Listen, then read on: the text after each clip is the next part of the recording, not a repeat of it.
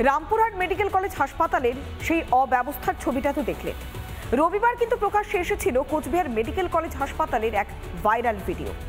Medical কলেজের bathroom বিভাগে মদ্যপানের video ঘিরে রীতিমতো শোরগোল পড়ে গিয়েছিল। রিপাবলিকের সেই খবর সম্প্রচার হওয়ার পরেই টনক নড়ল হাসপাতাল কর্তৃপক্ষে। সাসপেন্ড করা হয়েছে অভিযুক্ত নিরাপত্তা রক্ষীকে। গঠন করা হয়েছে 4 সদস্যের তদন্ত কমিটি। আমি আমাদের অধ্যক্ষ মহাশয় এবং আমাদের যিনি আরকেএস এর জনপ্রতিনিধি অভিজিৎ দেবভৌমিক মহাশয়, ওনার সাথে আলোচনা করে যেটা ওনারা বললেন যে আপাতত উৎপল দত্ত যে এমপ্লয়ি আছে, সে যে এজেন্সির আন্ডারে কাজ করে, তো আমি সেই এজেন্সিকে চিঠি করছি যে আপাতত তার সার্ভিসটা উইথড্র করার জন্য, এবং আমি একটা কমিটি তৈরি করেছি পুরো বিষয়টা খাতিয়ে দেখার জন্য। কমিটি যদি রিপোর্ট দেয় যে ওর কোনো দোষ ছিল না বা কিছু, তখন আমরা আবার তাকে পুনর্বহাল করতে পারি।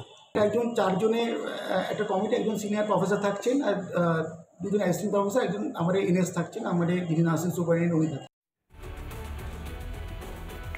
গৃহবধূ ঝুলন্ত দেহ উদ্ধারকে কেন্দ্র করে চাঞ্চল্য। শ্বাসরোধ করে খুন করে ঝুলিয়ে দেওয়ার অভিযোগ শ্বশুরবাড়ির লোকেদের বিরুদ্ধে।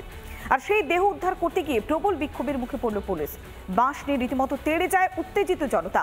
রণক্ষেত্রে চেহারা নেয় নদিয়ার নবদ্বীপ।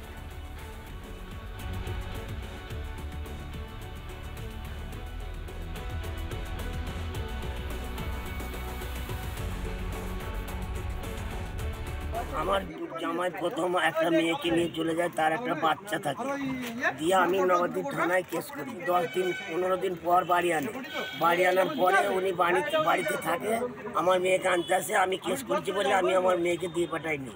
তারপরে সিভিল পুলিশ নিয়ে ফের আনতে আসার পরে আমি মেয়েকে দিয়ে পাঠাই। আজকে আমি ভোরবেলা কাজে যাচ্ছিলাম 5টার সময়, গিয়ে দেখে ওদের বাড়ির সামনে মেলার লোকজন জড়ো হয়ে যাচ্ছে। যে আমি জিজ্ঞেস করছি, বলছে তোমার মেয়ে দেখো গিয়ে মরে পড়ে। আমার বিয়ান এসে ফরাম করে 2-3টে আমার বুকে লাথি ভালো, দিয়ে আমি ওখান থেকে কান্দে বাড়ি চলে।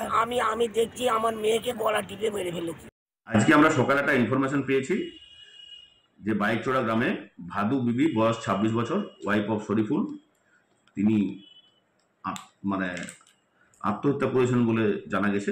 ভাদুর স্বামী শরীফুল এবং তার বাবা সাবু, ওদের দুজনকে জিজ্ঞাসাবাদের জন্য আমরা আটক করেছি। কমপ্লেন একটা পেয়েছি, এখনো পর্যন্ত আমাদের জিজ্ঞাসাবাদ করা চলছে। কমপ্লেন দেখে ওদের ইন্টারোগেশন করে আমি কাল ওদেরকে কোর্টে ফরওয়ার্ড করব with prayer for police remand. বর্ধমানে রেনেসা উপনগরীর আবাসনে একের পর এক ফ্ল্যাটে চুরি। কেউ না থাকার সুযোগ নিয়ে রীতিমতো লুঠোতেরা চালাতো দুষ্কৃতীরা। তৃতীয় ফ্ল্যাটে চুরির আঁচ পেতে চিৎকার করতে থাকেন প্রতিবেশীরা। বাধ্য হয়ে চম্পট দেয় দুষ্কৃতী দল। ঘটনার তদন্ত করছে বর্ধমান পুলিশ।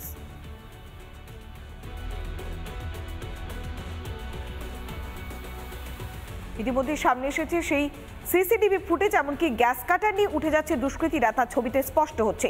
এই মুহূর্তে সেই ছবি দেখাচ্ছে রিপাবলিক বাংলাতে। সিসিটিভি ফুটেজ দেখে ইতিমধ্যে দুষ্কৃতীদের শনাক্ত করবার চেষ্টা করছে পুলিশ।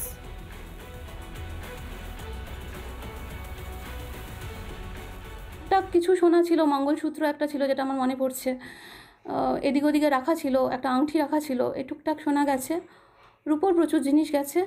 রূপোর কয়েন প্রত্যেক বছর দিওয়ালিতে কেনা হয় অলমোস্ট 8টা। 10, 11, 12 তিনটে টাওয়ারের মধ্যে চুরি হয়েছে। তো যে 3টে ঘরে চুরি হয়েছে, সেই 3টে ঘরে লোকজন ছিল না। একটা রোহিণী 10-এর যে চুরিটা হয়েছে, তার ইন্টারলক আর কোলাপসেবল গেট ভেঙে হয়েছে। আর 11-এ ভাঙতে গেছিল, সেই সময় আশেপাশে লোকজনরা ধরে নিয়েছিল। আর আমাদের এখানে রোহিণী 12-এ নানা ধরনের কন্টেন্ট দেখার জন্য লাইক করুন, শেয়ার করুন আমাদের ফেসবুক পেজ, সাবস্ক্রাইব করুন আমাদের ইউটিউব চ্যানেল। পাশাপাশি অন্যান্য ব্রেকিং নিউজের জন্য অবশ্যই চোখ রাখুন রিপাবলিক বাংলায়।